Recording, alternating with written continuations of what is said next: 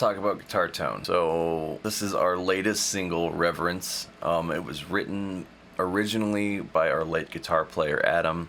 He passed away in 2019. When I was very first learning home recording, I went ahead and finished the song for him and put it out under my solo project, This Day Is Mine. But I was still very green to all of this, so it didn't turn out the best. So now that I've got a little more experience under my belt, we really wanted to go ahead and do a full redo for this song. So compared to the other songs that we have put out so far, I've done the guitar a little bit differently. This is the first song that we've actually quad tracked, and even though there's 6 tracks here, 2 of those are duplicates. But this is the first song that we've actually quad tracked before. So starting out with the main tone.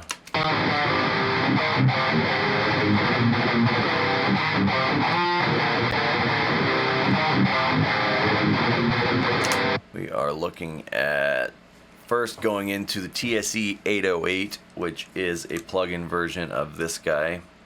My absolute favorite overdrive pedal. Getting a little dusty. I haven't used it in a long time because plugins have just gotten so good nowadays.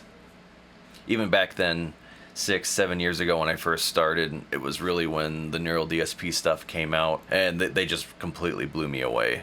Especially coming from things like the pod, Line 6 pods and things, you know, from back in the day. So that is going into the Soldano SLO100X. Here is what the amp settings look like.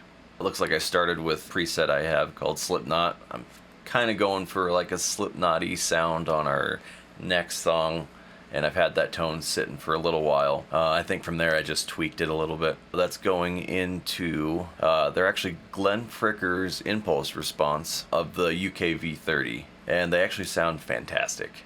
Going into the EQ section, I'm not doing anything in there. I like to usually do it all with a separate plugin. I mean, I've played around a little bit with this, but generally I don't use it too often. And then of course there's nothing in post. And then that's just going into an EQ, taking out some of the top end, high and low pass filtering, and then dipping out a few annoyances. And that's pretty much the main tone.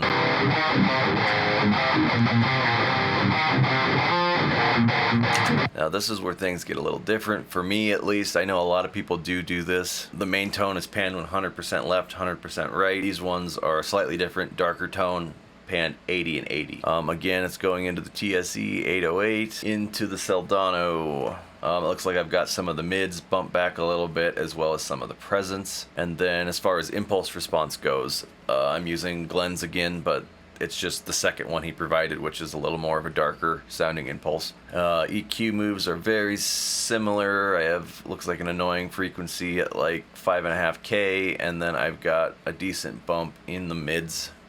And then it looks like I've pulled out a little bit of low mids. And that's what these sound like together.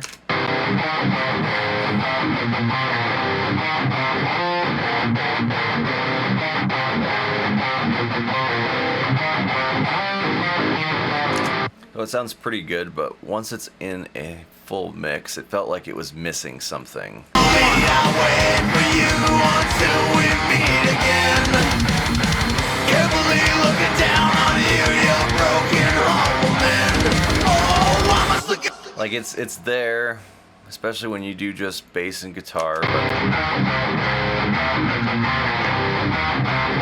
it feels stuffy sounding, and when it's in a full mix, it's like the guitar's there, but it's not present really. So I decided to try this trick out. I've seen a couple shorts about it. It reminded me of another trick I had seen from Brendan Pajacek, I believe, where he was taking a duplicate of his main tones, DIs, putting them on their own tracks, and then using a guitar amp sim with no cabinet to add more presence and bite in the guitar tone. I feel like I've seen someone do this with, or do something similar with the 808, and that's what I decided to try with this one.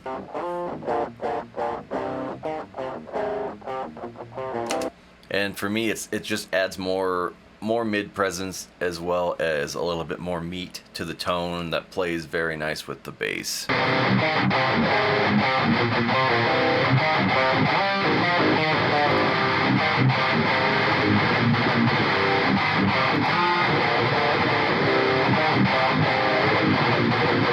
Kind of adds more girth and presence to the tone, I feel like, especially once you get the bass in there.